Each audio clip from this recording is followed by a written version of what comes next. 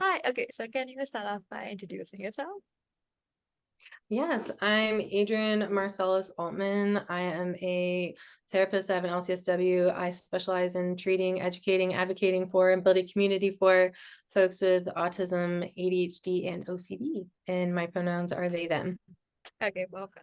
Oh my God, I'm so sorry. I think we got that wrong the first time around. It was like half and half. I'm like, okay, well, it was okay. Like, it's fine. It's okay. Okay, I will remember that. So the first thing I know this is I'm going back to the basics here, but like a lot of people, right, who are not diagnosed with ADHD will I'd probably just be like distracted during the day and just be like, oh yeah, that's my ADHD, and they're not like Yeah. actually diagnosed with that. So could you clear out the point, like part where what is the difference between actual ADHD versus just like not paying attention? Because I think a lot of people kind of invalidate people with ADHD by just Yeah. saying ADHD when they're not diagnosed. Yeah. Well, so kind of like when we're looking at ADHD, it's universal struggles magnified times 10 in an Mhm. ADHD person's brain. So when someone is flustered and they're running around and they're all over the place and they're like, oh my God, I'm so ADHD, like that's much different than like I might not be flustered and I have all the time in the world. And, like I'm going to the kitchen and I forgot what I'm doing. And then I remember, and then I go into the other room and then I forgot what I'm doing. And then I left what I needed in the other room. And it's so hard and so frustrating, right? Like I think the hallmark with ADHD is like this is it's really like I was trying to like clean Mhm. and I was like keeping my house clean is 10 times harder for me than someone without ADHD because I I like forget everything. Like it's so chaotic, like it takes me 10 times longer. So that's what kind of would make it truly ADHD if it's affecting your daily living.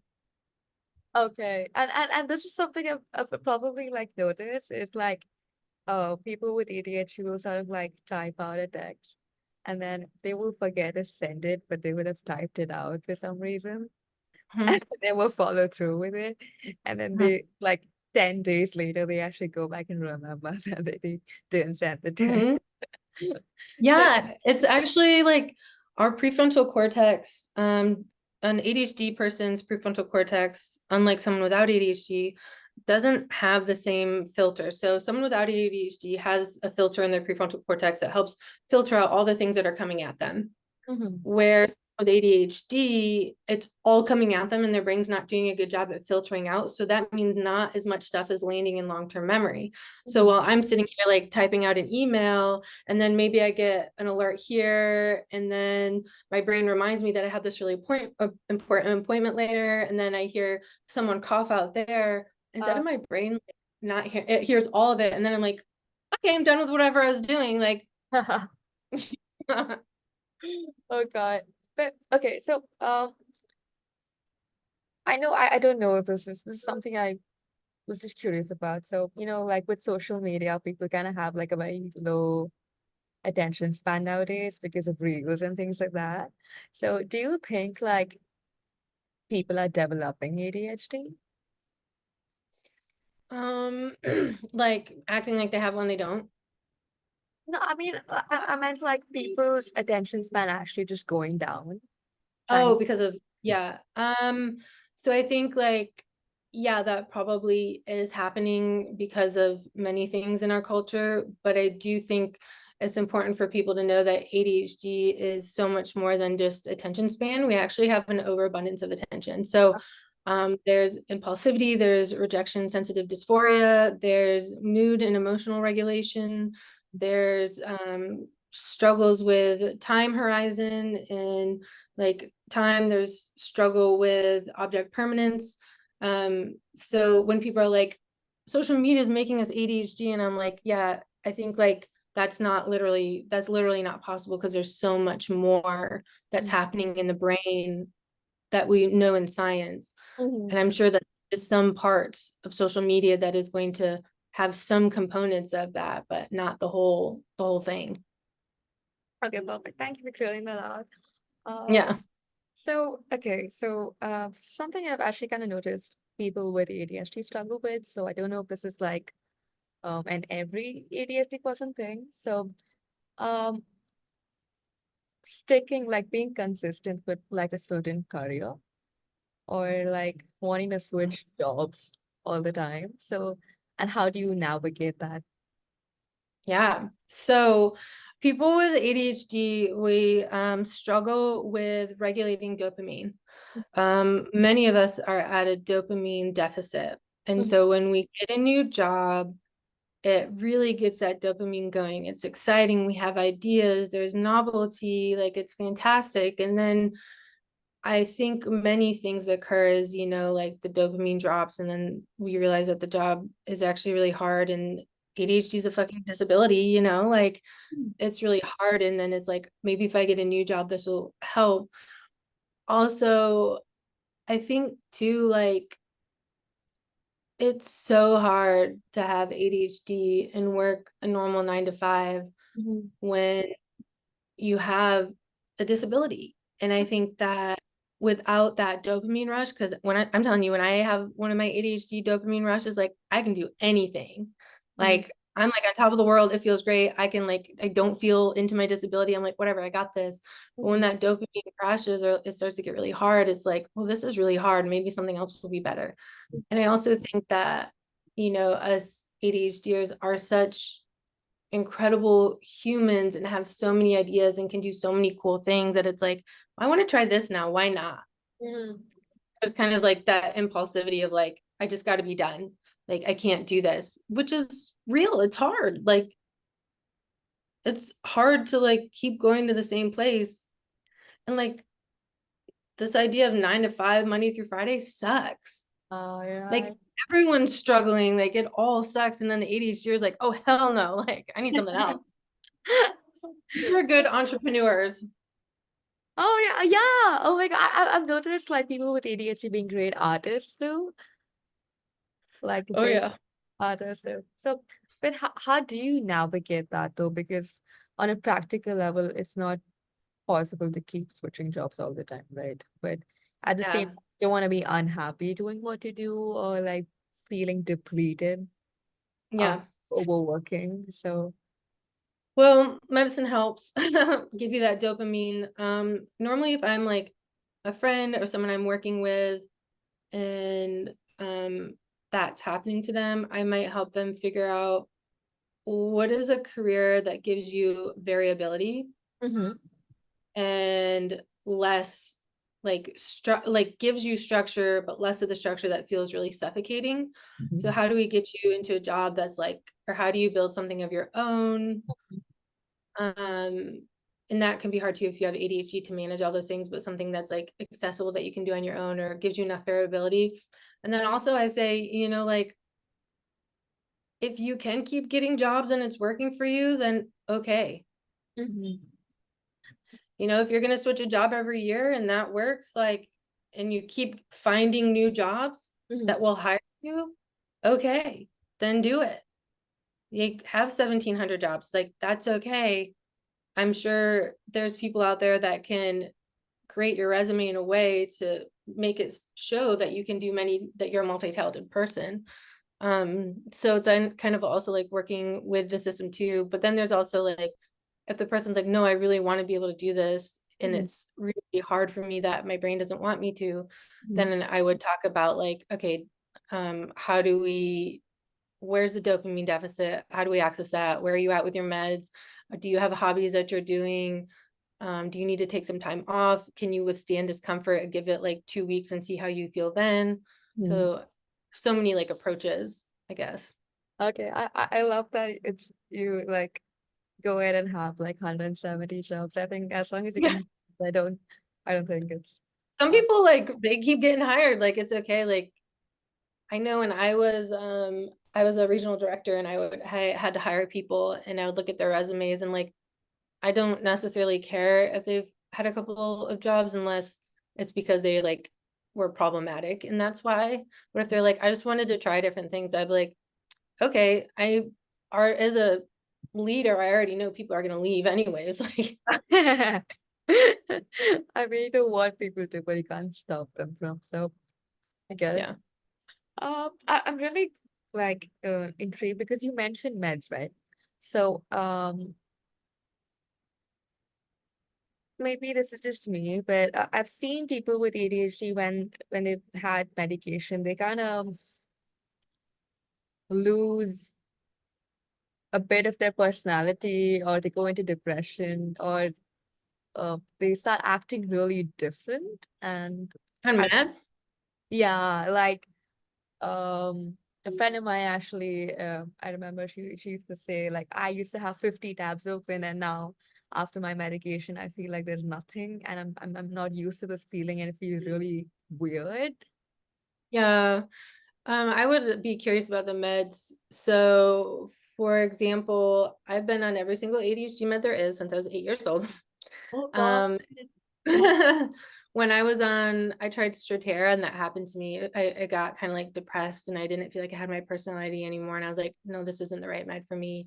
And Uh-huh. then now I'm in Vyvanse, and if I go on too high, I have to stay on a lower dose. If I go on too high of a dose of Vyvanse, I get that way. Okay. So the right dose won't Um, not so much. the right dose and the right medication. If someone, well, first I would assess someone, and I'd say like, do you just feel different and that's weird? Or are you actually feeling like, like I would definitely want to assess for that. And if it's like, no, I actually am feeling like not okay, like, okay, then you might be someone who needs to be on lower or higher dose or a different medication. I do see a lot of doctors will try people on Wellbutrin first, and I see a lot of my ADHDers struggling with depression who start Wellbutrin. Okay. Oh, I'm always like, some people it works really well for, and then some people I'm like, we're gonna keep an eye on you.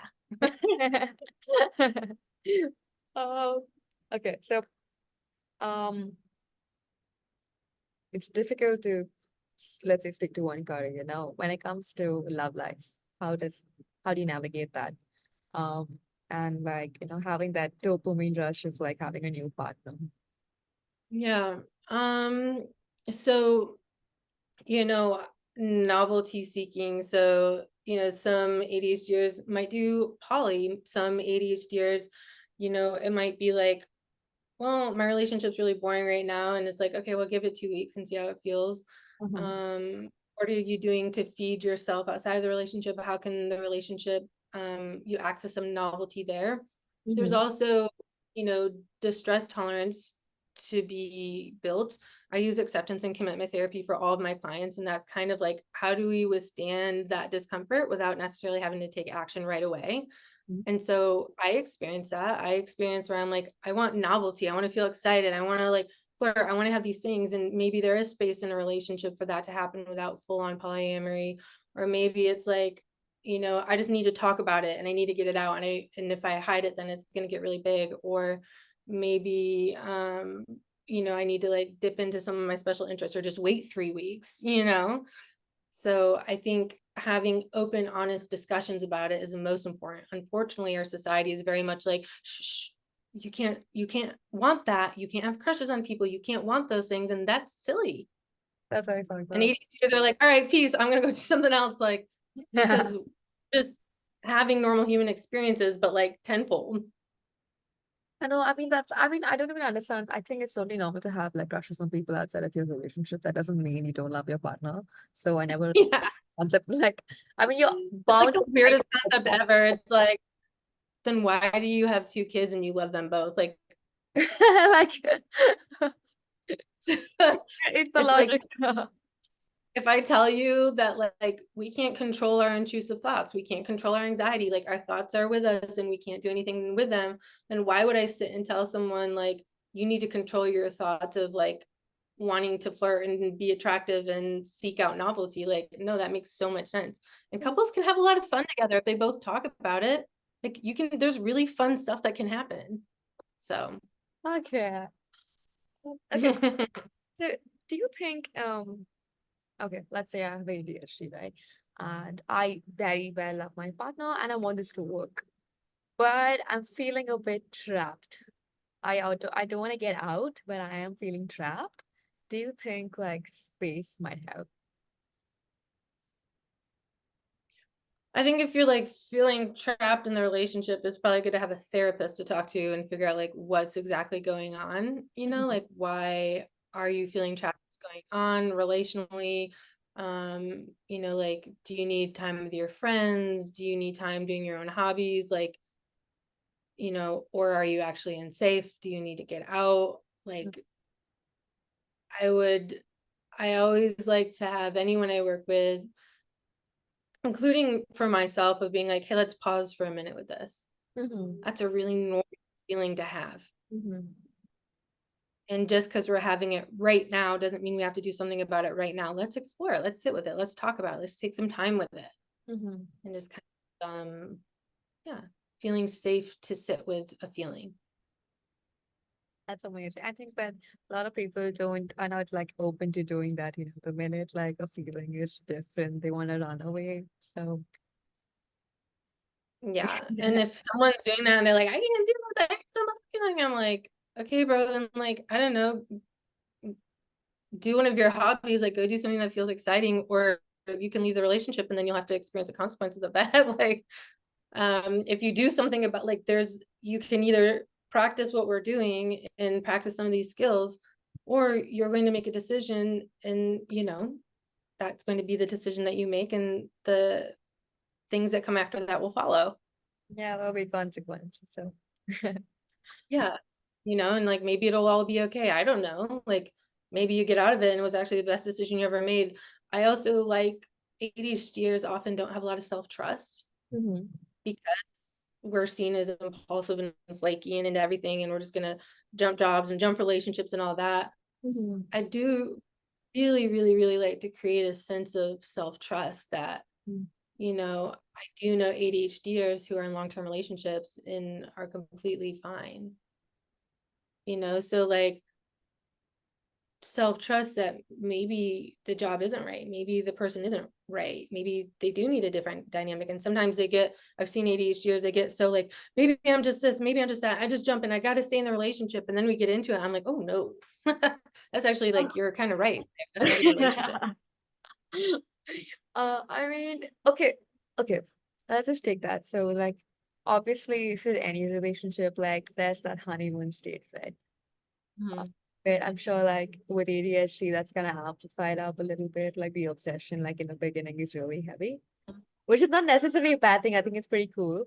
But then don't you think someone with ADHD might be prone to getting into a rather narcissistic relationship because of like the intensity in the beginning? Yeah. Oh yeah. I think and so there's a really high correlation with ADHD and autism too. Uh-huh. So in autism, autistic folks are more likely to be pulled in by someone like that, someone with NPD. But yeah, definitely, I am always really cognizant of, if you have ADHD and it's feeling really good and really intense and like feeding all of that. Okay, let's slow down. Let's look at what's going on here. Yes, I think that we do end up falling prey to folks like that. Oh my God, what if it's like even more complicated and it's someone who has NPD and ADHD, because that happens too, and that's whole other ballgame. Yeah, I mean, anyone can have anything, and um yeah, I don't know. I think anytime any human is entering in a relationship, but especially if you have ADHD or autism, being really mindful and like keeping, because it truly is like a brain dopamine deficit. It's a disability, like it is a disorder. And so, navigating getting into relationships, like putting up some sort of protections and awareness and having a safe person to talk to, or having a therapist, like this is a relationship I'm in, it's feeling like I'm feeling really high from it. And the therapist being like, okay, I love that for you. I trust yourself. And also the therapist feeling, good enough in the relationship to be like, hey, I'm hearing some concerning things. Can we talk about it? But also some people are just going to have their experiences, and they're going to get in the relationship with a person with NPD, and then they're going to figure it out, and then they're going to have to leave, and then we support them. Oh God, I mean, you can't help it, but it sucks. So, now with autism and ADHD right now, there's a lot of overlap as well between the two. But Yeah. could you help me understand the basics in terms of like autistic people usually wanting routine, a little bit of routine, and ADHD wanting a little bit of change. Now, how does someone who probably has both, like, I don't know how that works. So could you Yeah, so when I'm usually assessing someone for autism who also has ADHD, how I'll ask a question, I'll say, is there some parts of your day and Mhm, some things that you do that you need to stay the same, but then the rest of the day can just be chaos? But mhm, some things like they need to be the same. And if someone comes in and kind of messes that up, it feels overwhelming. mhm, And that's how I ask the question. Also, an autistic person is like when I'm assessing for autism, the autistic person can usually like if they make the choice to get themselves out of routine, it usually goes a little bit better than if someone is forcing it to happen. So mhm. say like I wake up, I have ADHD and autism, and I have the same coffee and drink every morning, but this morning I'm like, I want to get this special thing. Mhm. That's gonna be fine. But if my spouse is like, we're going to get the special thing, you can't have your same stuff, I'm like, whoa. I'm not feeling really good about that. Okay, okay. So, uh, can you also tell me like how do I know if I have autism? Let's go to the basics stuff. Yeah. Well, so I use this bad boy, the MIGDAS 2, Okay. and 4 other assessments, and it takes a long time to assess for it. Um, But knowing if you have autism, it can be hard mhm. because most of the time what I actually see is not people thinking they have autism when they don't, it's people thinking they don't have autism when they do. Oh, Yeah, I see that okay. more than most people who think they're autistic end up being right about it. Uh-huh. Um, I have not met someone yet where I'm like, you're not. Okay. But mostly I meet people who are like, I'm not, and I'm like, you are.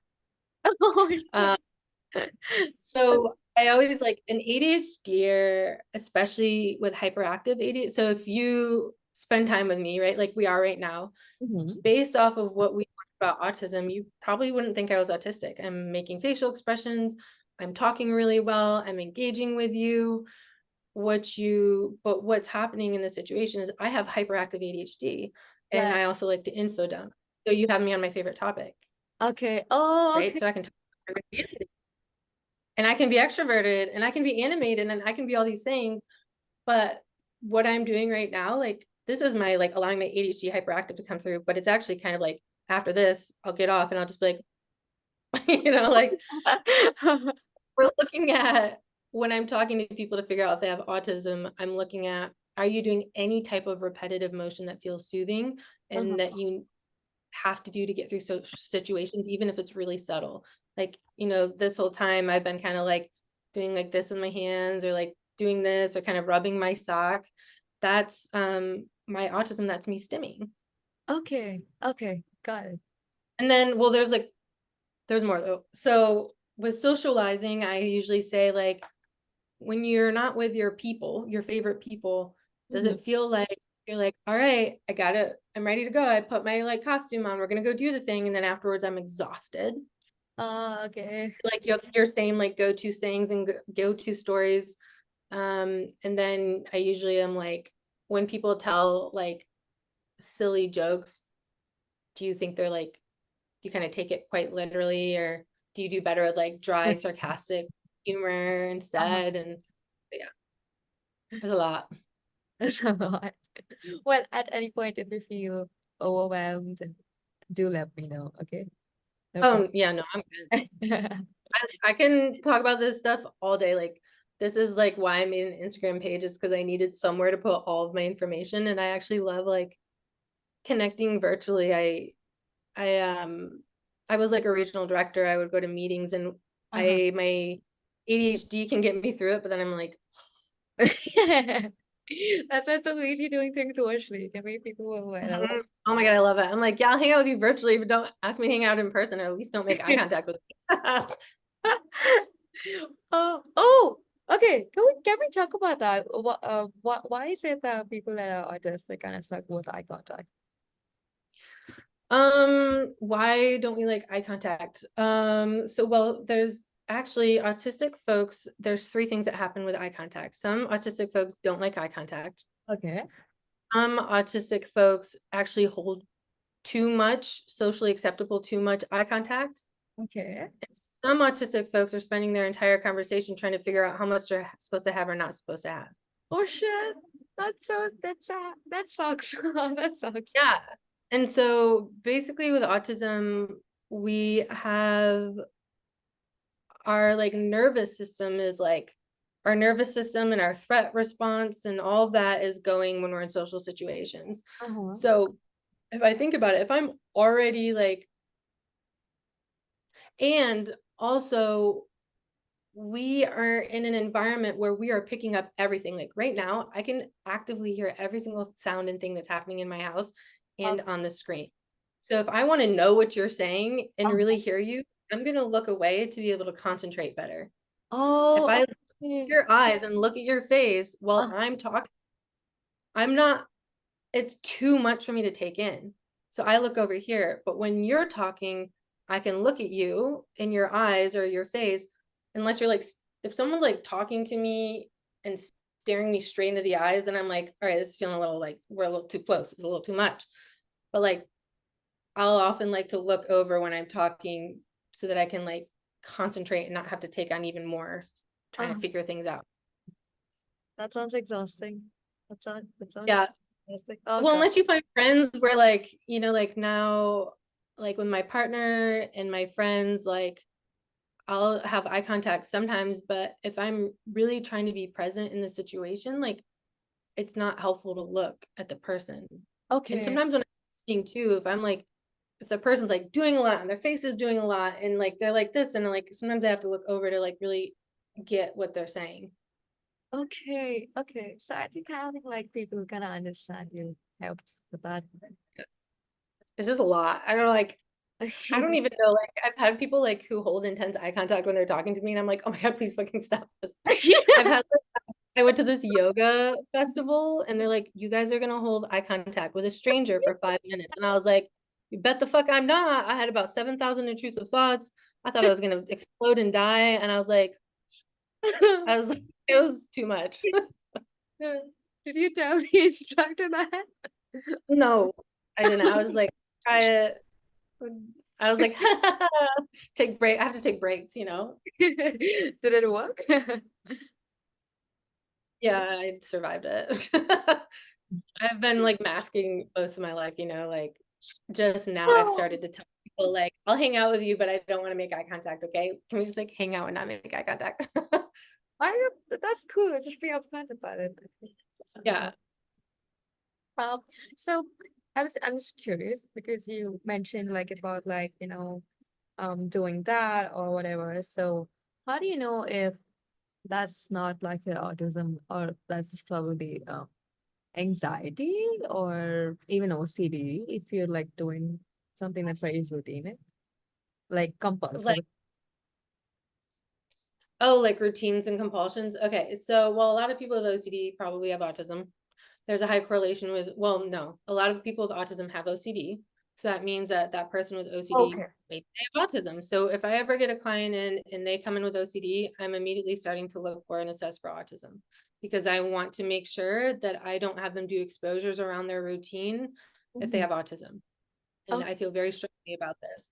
So if someone has just pure OCD, no autism, and say like, I have to do everything perfect, what their brain might say is, I have to do this routine or else something bad's going to happen. Mhm. Or autism is, I have to do this routine or my day's not going to feel right and it makes me really uncomfortable. Where someone with OCD and autism is like, if I don't do this routine, something bad's going to happen and I'm going to feel bad the rest of the day and having a panic attack and I'm spiraling out and I'm freaking the fuck out. So as a therapist, what I might do is I might say, do your routine, but maybe do something a little bit different to kind of like trigger and honor, like, let's see if you actually have a bad day. Like, you Okay. can still do your routine. I Mm-hmm. don't care about that. But most of the time when I'm getting someone with both, they're like doing like tapping 3 times or like having things face a certain, like they got, like for me, I would like get out of the shower on the same side every time or else something bad would happen. Okay. Okay. And then now it's just, I prefer to get in and out of the shower on the certain side. And like, if my brain's like, something bad's gonna happen, I'm like, okay, thanks. Okay, that but that's what so is this like you're challenging your OCD Yeah. autism though? Because Sorry, you cut out. What'd you say? this feels like you're challenging your OCD, not your autism, maybe. I don't Yeah, we want to, and so I use inference-based cognitive behavioral therapy. I know you met with Madison. She's my friend. know. Yeah. She's been like my ICBT guru and guide. And so I use that now. I don't use exposure therapy with my clients who are, especially if they're autistic, I don't use that. And that more honors like the thought process behind things and like choosing to, it's a whole like 12 module thing, but yeah. So for example, there's several things that I do that autism and OCD, well, that I did, the autism and OCD kind of binded together.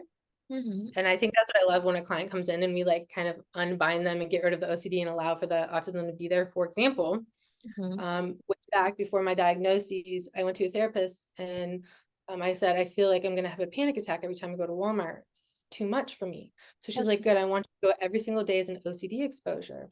And it was my autism. It Oh, was that it was a sensory overwhelm for me. And so I didn't do it. I was like, I can't do that. uh-huh. So now if I go to Walmart or something, I wear my glasses and my earplugs and I go at night and it's a better experience. Now, if I were to say I can't go to the grocery store because I'm scared I'm gonna have a panic attack and die on the floor and no one's gonna find me for 3 years, like that seems like OCD. Let's go to the store anyways, but I still want you to accommodate your autism. Okay, I get that. Could you Yeah. talk a little bit more about like you saying you don't want to do an exposure for someone who has Yeah. autistic?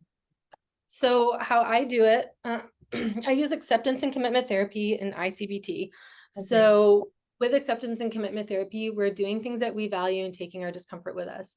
Whereas an exposure and response prevention, so say I have a fear of being a parent who dies young.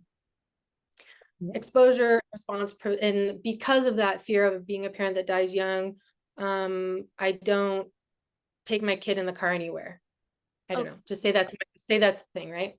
Okay. So in exposure and response prevention, you would have someone read an article 700 times about a parent who died young with their kid in the car, and then write an imaginal script and then drive as much as they possibly could.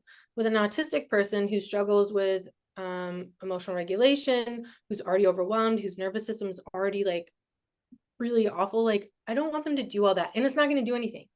This is Mhm. going to freak them out and make them probably have meltdowns. Instead, I'm going to say, hey, we're going to do ICBT around this. We're going to talk about inferences. We're going to talk about evidence-based stuff. That hasn't happened. That happens, we'll deal with it then. Right now, you're fine. But it sounds like you value taking your kid places and that's what you want to do. Yeah. So I want you to do that. And you're going to bring your discomfort with you and maybe start small. So we're still doing things that make us uncomfortable as long as it's within our values, but we're not overdoing it by adding all this other stuff to freak you out on purpose. Okay. Okay. That makes sense. Okay. Yeah. So suppose I'm a friend, of someone, right? And my friend has OCD and autism now. Um, at one point, I really can't figure it out if it's their autism or it's their OCD. Um, how do I, let's say they're having like this sort of spiral, right? So how do I know if I'm like soothing them or if I'm just kind of feeding onto the, um, how do I frame this? The obsessive thought and kind of Yeah. making them think about it a little more. Like, Yeah. So I think like OCD and autistic overwhelm, meltdown, shutdown are all going to show up together anyways. Like if Oh. someone's having an autistic meltdown, their OCD is probably going to have them looping. And say, even if someone didn't have OCD, if I have, you know, a client sitting in front of me who doesn't have OCD, who has autism, and they start getting into that space, their brain's not hearing any of my logic words anyways. So Okay. normally what I'm going to do is say, hey, let's color something, or why don't you tell me about tell me about the special interests that you were talking about earlier. We're just gonna pause for a minute, okay? I think your brain's feeling pretty overwhelmed right now. And if someone with OCD was in an OCD spiral, like, what if I'm gonna die? What if this is gonna happen? What is it? Okay, hey, sounds like your OCD is picking up right now. Let's color. Why don't you tell me about this? We're gonna Okay. redirect anyways. I'm at no point when someone's in an autistic meltdown do I want to be like, you're fine. This is this. This is this. Here's the logic. This is not catastrophic. Blah blah blah blah blah. And the same with OCD. We don't want to be like, no, it's okay. It's okay. It's okay. So it's kind of the same approach. Okay, so logical reasoning with that context might not help in that situation. Say. Yeah, no, it's usually Wow. afterwards. And same with the OCD bubble. Um, and so I'm usually just like, let's do some healthy redirect. Let's pause and do some healthy redirection. Mm-hmm. Yeah, your brain's kind of melting right now. Let's do something else. Okay. So, I mean, a lot of this also sounds like anxiety in itself, right? Yeah. So, uh, a lot of people that have anxiety kind of like the soothing or like logical reasoning. So how do you how do you figure that out? Because how do you know if it's anxiety? And they're probably like you saying this is the thing that this is it might help, versus it might just worsen it. Well, I treat anxiety and OCD with the same approach Okay. where, we can talk about it one or two times, but after that, then it's just kind of, that's Okay. your anxiety, that's your OCD. Uh-huh. So what I usually do is, if it's anxiety, like, what if I don't get my bills paid? What if I don't get my bills paid? What if this person doesn't like me? I'll be like, okay, yeah, let's look at the evidence here. Do you have evidence of that? And we figure that out. And then we answer it, and then they start going on about it again. First, I'm gonna be like, do you have OCD? Um, and then I'm gonna be like, hey, sounds like this one's really hooked you in. Sounds like this one feels really uncomfortable, huh? So either way, it's our amygdala freaking out, and we don't want to like keep feeding it. Okay, you don't want to feel it. So maybe the first time around I can like go with the logical thing, but if it keeps happening, I stop feeding onto it and I go on Yep. to the topic maybe. Yeah, I always say with like my OCD folks, like asked and answered one time, two times maybe. Like most humans get anxious and are going to want to freak out about something. Like most humans go through that. That's normal. We don't have to like have you become this superhuman who never has a worry answered again. Like some shit might be real. Some shit you might have to process more than once. It's when I see people get pulled into it. Like I can see um when a client's pulled into like OCD or anxiety thinking because it's like no longer like based on any evidence. And I'm like, okay, let's come on and pull back. Your brain took you over here, and this is not being very nice to you right now. I mean, that's a quite okay. Okay, let's say I'm autistic and I'm feeling super overwhelmed. How do I support myself in that moment? Oh, stimming, accommodating for sensory needs like ear plugs, headphones, laying under a weighted blanket, getting into silence, going for a walk. Mhm. Yes, soothing sensory. Okay. Sometimes we're just gonna have the meltdown or shutdown, and like it'll be okay and it'll end. And the more we know about it, the less freaked out we are by it, and then it'll be okay. Okay, but that probably requires like self-awareness though. Yeah. So that's what I try to teach. Self-awareness, yay. Yay. So I just has it gotten better for you? Has it gotten better for me? Mm. Oh yeah. I actually I started a Patreon. I haven't like marketed it yet because marketing feels really weird for me, but I started a Patreon, and I was actually my spouse and I started one, and I actually started writing yesterday like how far I've come, that for most of my life I felt so mentally and physically uncomfortable that I didn't know how I was supposed to do life. Okay. Like, I didn't know how I was supposed to grow old and keep withstanding this discomfort and no one knowing what was going on. And the only label they slapped me with was severe anxiety and panic disorder and being quirky and weird and having ADHD. And like, I was in so much fucking pain. Uh-huh. Now, learning about my autism, learning about my OCD, starting to like specializing in it and helping other people with it. Like, some days are still really hard. That's going to be for anyone. Mhm.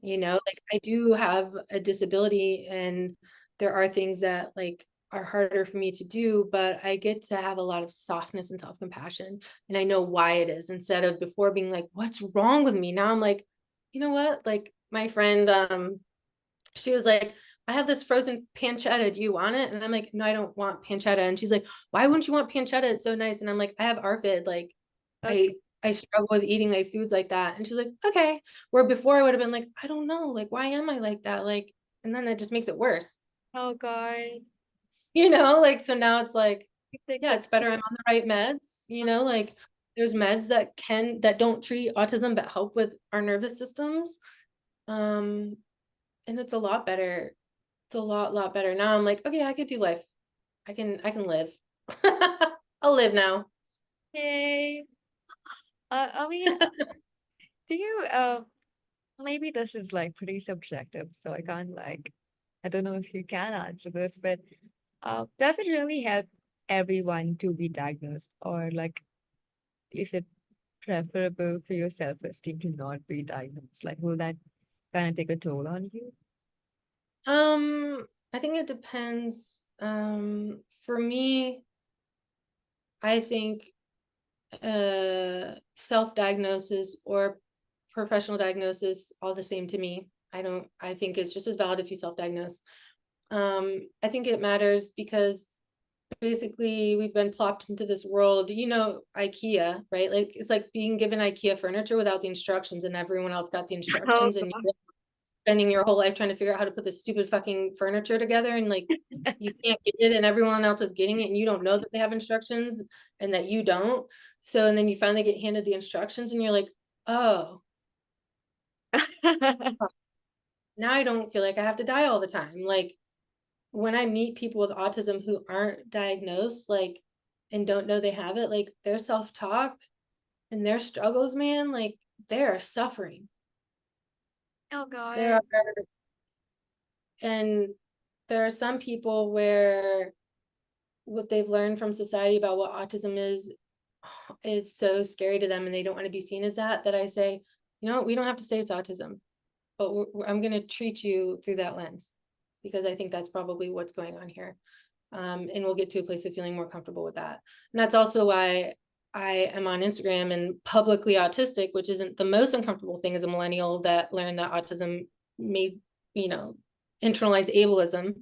But I do it because we're cool as fuck. Like, and I also tell people, when you get your diagnosis, you don't have to tell everyone. Like, I don't tell everyone, because sometimes I'll tell people and they'll like talk slower, and I'm like, you don't realize how fucking smart I am, guys. Oh God. Don't speak in your weird allistic riddles and we'll be fine. Oh, But you be mindful about who you tell, and you only tell safe people. okay. Oh yeah, this is how it feels to come out of the closet. Quite literally. Oh, just a second. Okay, so even with autism, does like medication help? Yeah, so there's some research right now that mood stabilizers like Lamictal and Abilify can be good for autistic folks in helping kind of regulate big emotions and SI and all that. I am personally, I'm on Buspar and Prozac, and both of those, the Buspar has really helped my nervous system kind of not feel so heightened all the time.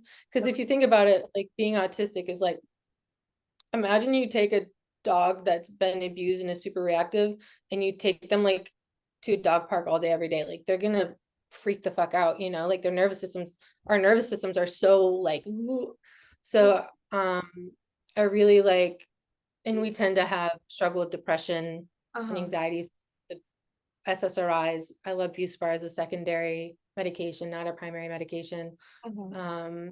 Some of my clients and folks, you know, we talk about PRN, like hydroxyzine for if they have like a really bad meltdown or a trauma trigger. Some of my folks, like, you know, they're doing research on marijuana. Marijuana is not great for an ADHDer to be using regularly, but it can help an autistic person when they're like in autistic burnout if Okay. used appropriately, in the right kind of marijuana, like in the right kind of like mixtures. Mhm. Um, so yeah, there's stuff that can help us, but there's nothing that will make us not autistic. Like I always say, like That autistic people, it's like we have our own operating system. It's like a Dell versus a Mac, right? Like I I can't I like un that. my Mac not a Mac, but I can make my Mac work better by putting certain applications on it. Okay, I like this is such a nice way to look at it. Okay. Yeah. Yeah. Okay. And before I end this, I'm just gonna ask like one last question. And this is it's something I did, I think, read on a research paper, or there was some therapist or psychiatrist that spoke about it. So I don't know. I was just curious about your opinion on this. So um man, I'm trying to remember who it was. Okay, anyway. So there's the thing of like basically this concept that ADHD might be a trauma response in itself. That basically in your childhood, if you had lots of trauma, you tend to dissociate to kind of escape from it. And the trauma response became a disorder. What's your opinion on that? Uh, I guess like people with ADHD and autism have a high rate of PTSD anyways. And yes, could a traumatic environment exacerbate symptoms? Of Mhm. course. But before I experienced any trauma in my life, I was Mhm. diagnosed at 8 years old. Before I experienced Sorry, any, what were you died? I did hear the I was answer. diagnosed with ADHD when I was 8. Oh, fuck. Awfully young. Okay. um, and started medications, and like, you know, my home environment was like any other for a while, you know, but like before I experienced any trauma, like I was all over the place. Okay. Okay. Good to know. You know, and they've done like literal brain studies. Like, yeah, they can't do the brain studies on kids as much, but like, no, I hate when people use like, yeah, we want to be mindful and parse out trauma, but like, and trauma does change the brain, but it's not going to, and maybe I'll be wrong someday, but I'm pretty sure I'm not. There's enough studies and research out there to say that that is no, I don't like that. Because like, you can like, I've met kids who are like 2 years old. Well, there is this thing that a kid, like if you get a kid who's showing signs of hyperactivity and distraction, you want to be mindful of their environment.